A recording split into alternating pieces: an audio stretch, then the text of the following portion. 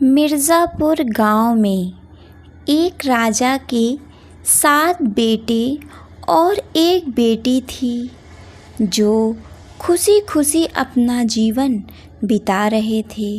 7 भाई बहनों में इकलौती छोटी बहन बहुत ही रूपवान, गुणवान, आज्ञाकारी एवं संस्कारी थी। उसमें सबसे बड़े भाई का विवाह हो चुका था। 7 भाइयों में सबसे छोटा भाई एक आँख से काना था। छोटे भाई के दिल में अपनी इकलौती बहन के लिए बड़ा प्यार एवं लगाव था। एक दिन बड़े राजकुमार अपनी पत्नी और अपने छोटे भाइयों को साथ लेकर जंगल में लकड़ी काटने चले जाते हैं। जाने से पहले अपनी छोटी बहन को खाना बनाने का आदेश देकर घर से निकलते हैं।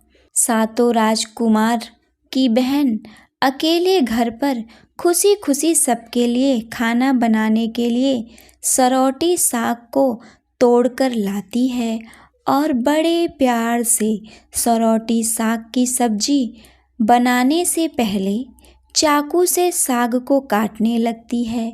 इसी दौरान वह अपनी उंगली भी काट बैठती है और रक्त की एक तेज धार निकलने लगती है, जिससे उसका पूरा हाथ खून खून हो जाता है। तब राजकुमारी सोचने लगती है कि क्या करूं? अगर घर के दीवार में खून को पोंछूंगी तो भैया लोग को पता चल जाएगा, वो चिंता करेंगे, और यदि अपने कपड़े में पोंछूंगी तो भाभी खून लगा कपड़ा देखकर माहवारी समझ खाना नहीं खाएंगी। राजकुमारी इस डर से सब्जी पकाने वाले छाता साग में सारा खून को पोंछकर खून को बहने से रोकती है। फिर इसी खून लगे साग को सब्जी बनाती है। जब उसके सारे भाई और भाभी जंगल से लौटते हैं तो छोटी बहन हमेशा की तरह सभी के लिए साफ थाली में खाना और मिट्टी के लोटे में पानी पीने के लिए देती है। सभी एक साथ खाना खाते हैं और पके हुए साग को खाकर खाने की जमकर तारीफ करते हैं, और वे सब अपनी बहन से पूछते हैं कि बहन, तुम्हारे द्वारा बनाया हुआ यह साग बहुत बार खाएं, परंतु आज की बनी सब्जी का स्वाद बहुत ही अद्भुत लगा। बताओ ना, कैसे और क्या क्या मिलाकर इतना स्वादिष्ट सब्जी बनाई हो? पहले तो राजकुमारी डर से सहम गई कि भाइयों को पता न चल जाए कि मेरे हाथ की उंगली कट गई है। फिर वह थोड़ा सोचकर बोलती है कि कुछ नहीं भैया, जैसा हमेशा की तरह सब्जी पकाती हूँ वैसे ही तो बनाई हूँ। राजकुमारी अगले दिन 7 भाइयों के अनुरोध पर फिर से एक बार वही छाता साग की सब्जी बनाती है, परंतु भाइयों को पिछले दिन के जैसा स्वाद नहीं मिलता। फिर ऐसे ही अनुरोध 3-4 बार हुआ, लेकिन खून लगे साग का स्वाद उनके मन मस्तिष्क से उतर ही नहीं रहा था।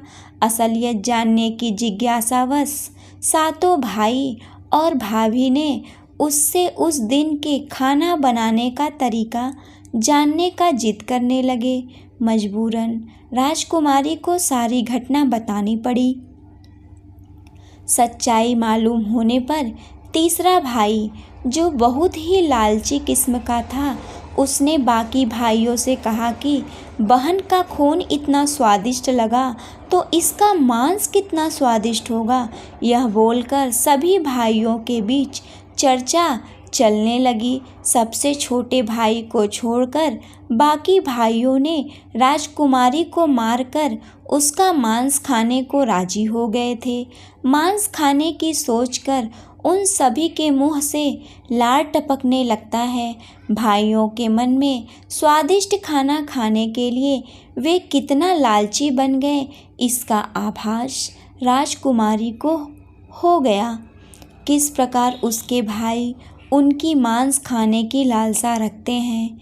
एक दिन सातों भाई शिकार के बहाने राजकुमारी को घने जंगल में ले जाते हैं, जहाँ पूर्व से निर्मित 4 केंद्र के वृक्षों पर बने मचान के नीचे पहुँचते हैं, जिस पर अपनी बहन को यह झूठ बोलकर चढ़ने के लिए बोलते हैं कि इस मचान पर जंगली जानवर तुम पर हमला नहीं करेंगे।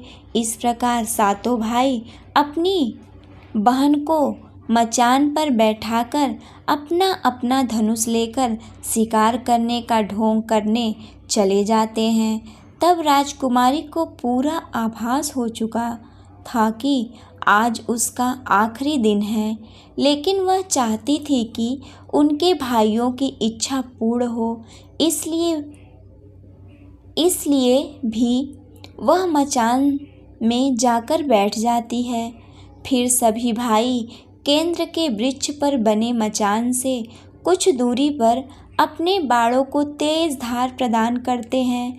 पहाड़ के ऊपर सबसे पहले बड़ा भाई अपने तीर को चट्टान में धार करता है और अपनी बहन पर धनुष से निशान लगाकर तीर छोड़ता है। तभी राजकुमारी पूरी बात को समझ जाती है कि भाइयों का क्या इरादा है और बहन गीत गाने लगती है।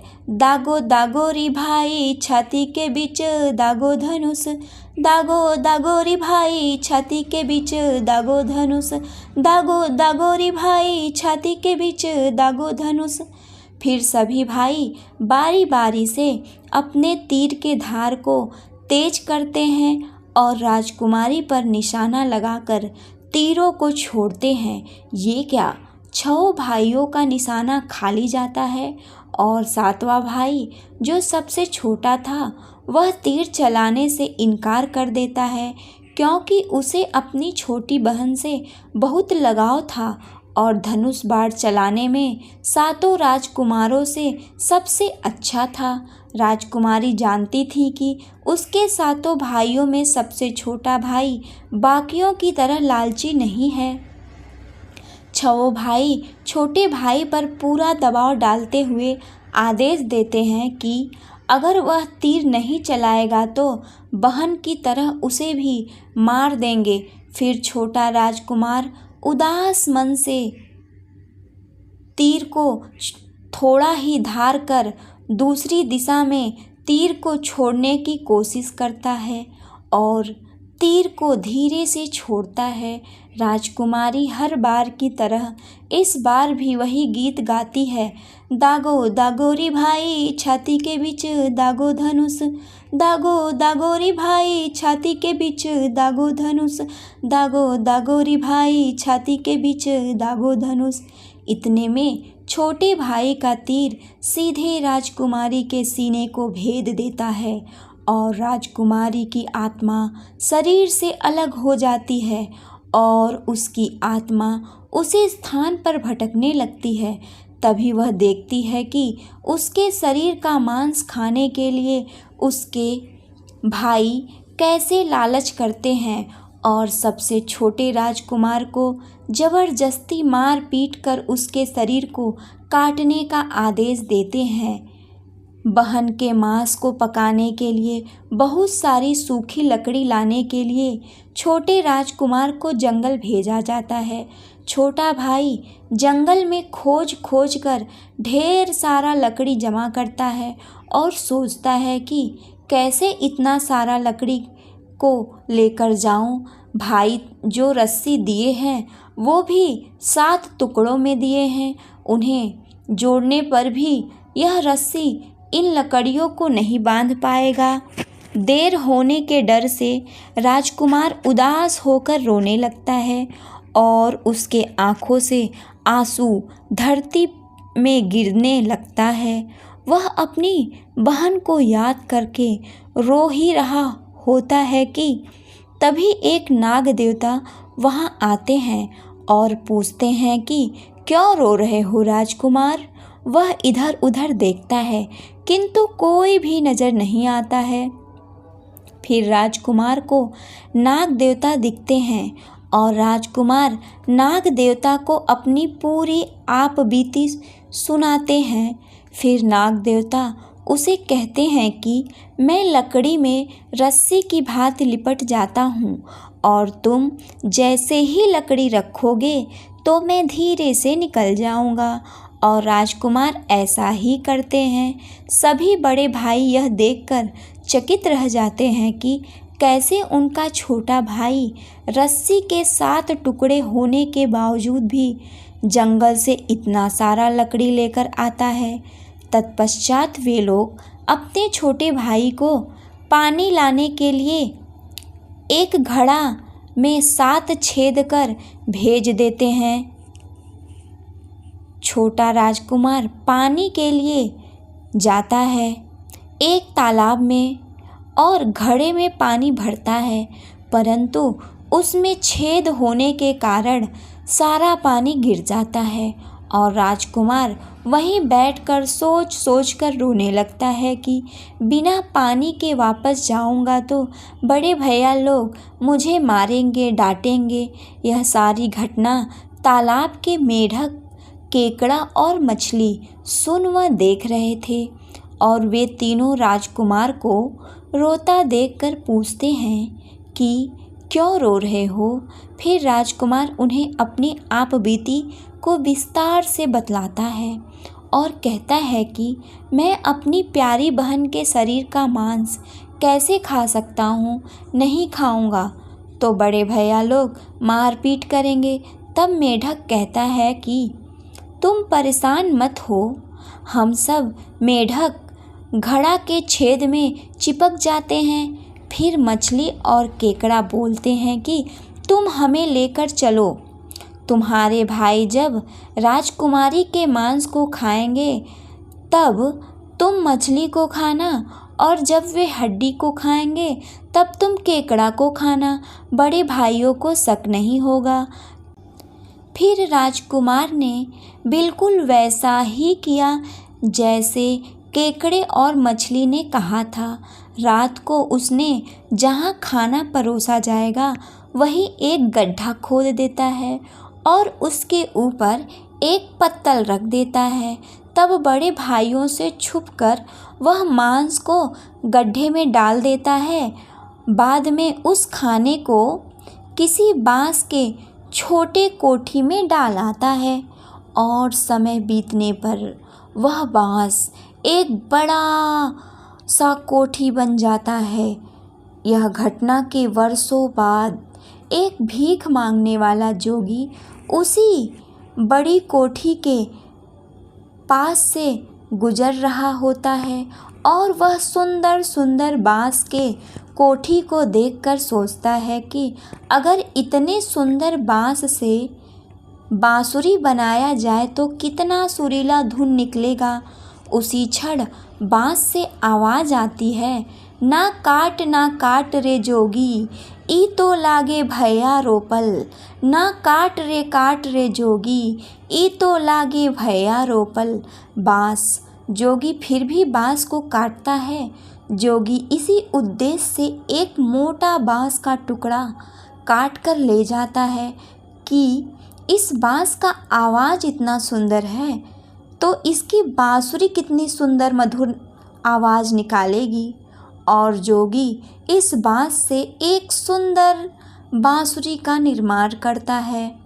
फिर बांसुरी से इतनी मधुर ध्वनि निकलती है कि जोगी जहाँ जहाँ भी इसे बजाता है इसके ध्वनि से लोग मंत्रमुग्ध हो जाते हैं।